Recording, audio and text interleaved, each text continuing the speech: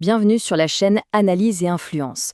Aujourd'hui, on va décortiquer ensemble un document vraiment essentiel, le rapport officiel de l'ANSSI, l'Agence nationale de la sécurité des systèmes d'information. Ce rapport, il se penche sur la menace qui pèse, et oui, sur nos téléphones mobiles. Allez, on plonge dedans pour bien comprendre les risques qui se cachent dans nos poches. Bon, la question, elle est simple, mais elle fait réfléchir. Pensez-y une seconde. Cet appareil qu'on a tous sur nous, il contient nos conversations les plus perso, les photos de nos familles, nos accès bancaires, mais à quel point cet espace est-il vraiment à nous, vraiment inviolable? Le rapport de l'ANSSI, vous allez voir, donne des réponses assez percutantes. Et là, le rapport met les pieds dans le plat, sans détour. Ce n'est pas un scénario de film. Nos smartphones sont partout, ils centralisent une quantité folle d'informations sur nous, et ça en fait une véritable mine d'or pour quiconque cherche à espionner, à nuire ou tout simplement à s'enrichir. Alors reprenons depuis le début. Avant même de se demander comment les pirates font, la première question c'est pourquoi? Pourquoi nos téléphones sont-ils des cibles si précieuses? Et surtout, qui est vraiment visé? En fait, le rapport distingue bien deux types de cibles. D'un côté, il y a l'espionnage le vrai, le sophistiqué. Lui, il va viser des profils très spécifiques, des responsables politiques, des grands patrons, des journalistes, bref, des gens qui ont accès à des infos sensibles. Mais de l'autre côté, et c'est là que ça nous concerne tous, il y a la cybercriminalité. Eux, leur but, c'est l'argent. Et pour ça, tout le monde peut devenir une cible d'opportunité. Personne n'est à l'abri. Ok, maintenant rentrons un peu dans le concret, le côté technique. Comment est-ce qu'un attaquant peut s'introduire dans un téléphone? C'est quoi les failles qu'ils exploitent? Et c'est là qui est tout le paradoxe en fait.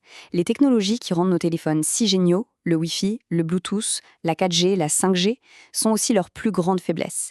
Chacune de ces connexions sans fil est une porte d'entrée potentielle. Une porte qu'un attaquant peut essayer de forcer pour écouter ce qu'on fait, ou pire, pour s'introduire. Alors là, on touche à la menace ultime, l'attaque zéro clic. Il faut oublier le cliché du mail bizarre sur lequel il ne faut pas cliquer. Avec le zéro clic, l'infection se fait toute seule.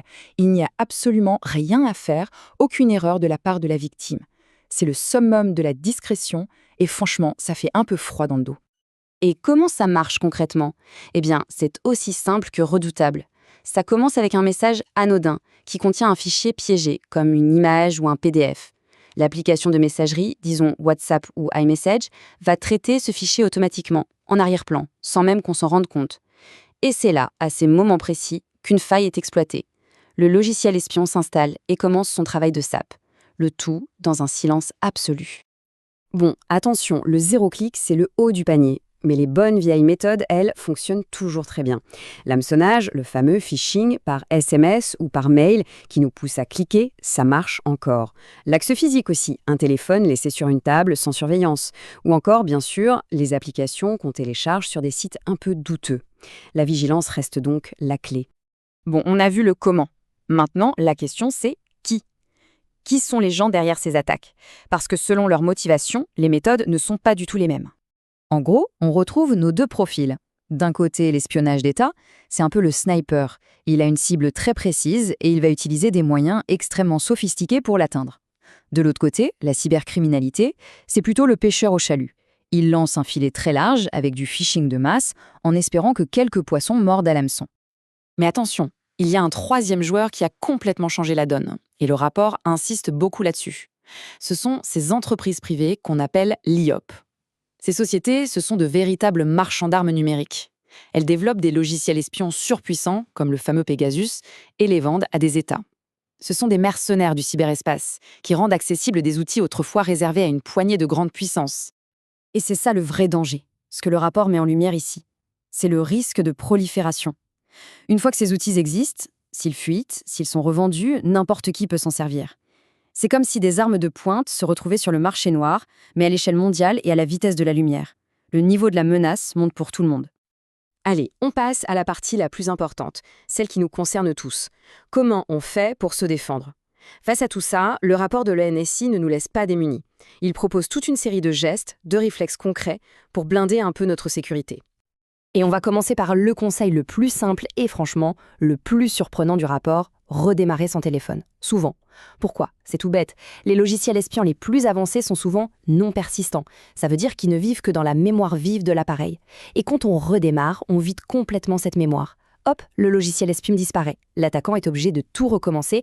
C'est une mesure d'hygiène numérique toute simple, mais redoutable. Ensuite, un point essentiel, il faut verrouiller les portes d'entrée. C'est une habitude à prendre. On coupe le Wi-Fi et le Bluetooth quand on ne les utilise pas. On évite, comme la peste, les Wi-Fi publics dans les gares ou les cafés, c'est un vrai terrain de jeu pour les pirates. Ou alors, si on n'a pas le choix, on utilise un VPN de confiance et on pense aussi à désactiver la connexion automatique au réseau pour éviter que le téléphone se connecte tout seul à un faux réseau piégé. Côté logiciel, même combat. C'est tout aussi crucial. Les mises à jour, ce n'est pas juste pour avoir de nouvelles icônes.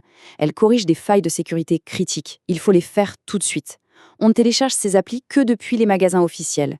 Et on prend 2 minutes pour vérifier les autorisations. Une appli de lampe de poche, sérieusement, elle n'a aucune raison d'accéder aux contacts. Et enfin, on fait le ménage. On désinstalle tout ce qui ne sert plus. Et pour finir, on ne doit pas oublier la base, la sécurité physique de l'appareil et celle de nos comptes. Ça passe par un code de déverrouillage costaud.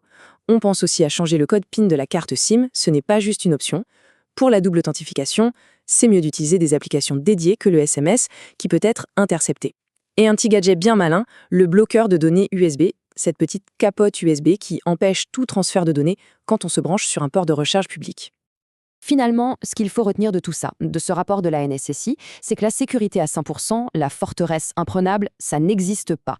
La vraie question, ce n'est pas de savoir si on est parfaitement en sécurité, mais plutôt si on adopte jour après jour les bons réflexes pour rendre la vie des attaquants la plus compliquée possible. Bref, la sécurité, ce n'est pas une destination qu'on atteint une bonne fois pour toutes. Non, c'est plutôt un chemin, une vigilance de chaque instant.